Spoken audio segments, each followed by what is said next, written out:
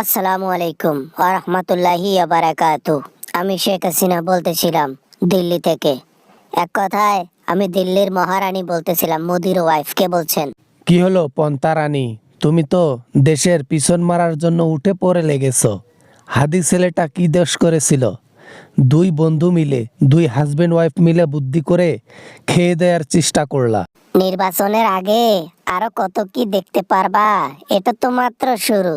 এখন কি বলবো আর তোমাদেরকে, আমাকে নির্বাচনে না নেওয়ার কি যে শাস্তি হবে। বাইরে থেকে কূটনীতি না করে যদি হ্যাডাম থাকে বাংলাদেশে গিয়ে কূটনীতি করো না। আন্ডারানী, ও আন্ডারানী, তুমি ওইখান থেকে কি করবা কও? নির্বাচনের আগে আরো অনেক কিছু ঘটবে, সেটার মধ্যে আমারই হাত থাকবে।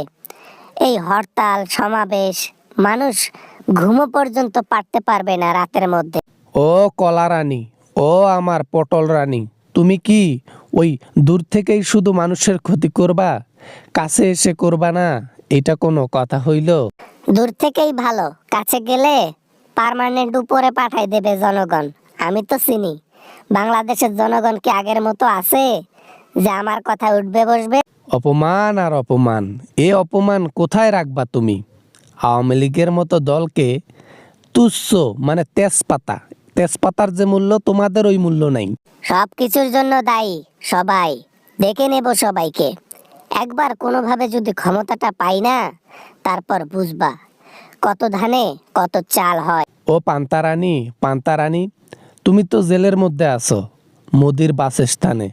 তুমি না পারো ঘুরতে, না পারো বাইরে যাইতে, ওটাও তো জেল নাকি? তাতে কি হয়েছে? আমার স্বামীর মুখখানা দেখা দেখা ঘরের মধ্যে সারা দিন কেটে যায়, আমার একটুও বোর ফিল হয় না। তাই এইসব বলে বিরক্ত কইরো না পিনাকি। সবকিছু তো প্রকাশ করলেন, বিয়ে শাদির অ্যানাউন্সটা দিলে আমরা অনেক খুশি হতাম। এভাবে আর কতদিন অবৈধ সম্পর্ক নিয়ে থাকবেন? একটু লিগালে আসেন না আপা। বাবা না মানে এই পিনাকি বত্তার তার্য, তুমি কিন্তু এই যে বেশি কিন্তু বাড়াবাড়ি করতেছো বাপু। এই তোমার জন্য কিন্তু আমাদের আইদাল্লাহ সম্মান আরো শেষ। আরে ভণ্ডরানী, তুমি এত টেনশন কেন করো? তুমি যাকে ভালোবাসো তাকে আপন করে নিবা না?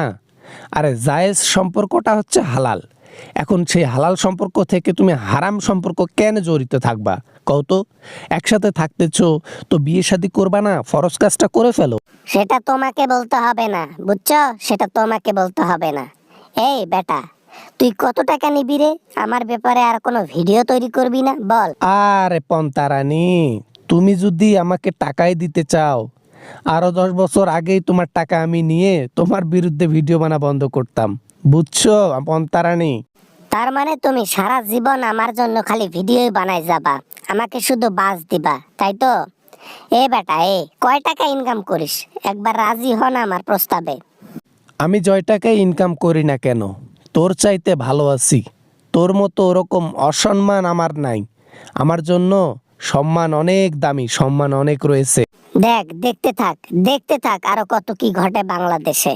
কি মনে করছে বাংলাদেশের মানুষ আমাকে বের করে দিয়ে তারা শান্তিতে বসবাস করবে? No, never.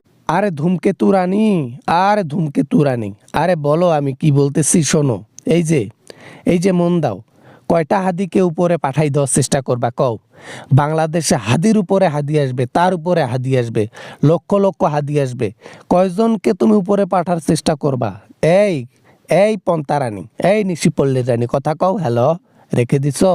Good, very good.